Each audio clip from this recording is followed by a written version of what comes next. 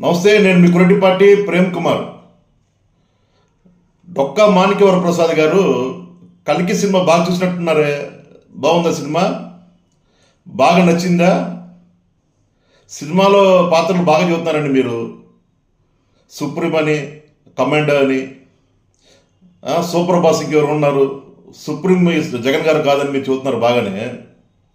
Sir, ఈ సందర్భం మీకు ఒక విషయం అడుగుతాను మిమ్మల్ని. సార్, మహాభారతంలో విద్రుడు అన్నారు మీరు. మహాభారత విద్రుడు కాదు సార్ మీరు.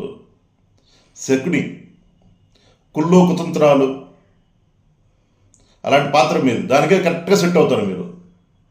సార్, రాజశేఖర రెడ్డి గారి దయ వల్ల ఎమ్మెల్యే అయ్యారు, మంత్రి అయ్యారు. వైఎస్ఆర్ కాంగ్రెస్ పార్టీ అధికారం వచ్చినాక పార్టీలోకి వచ్చారు.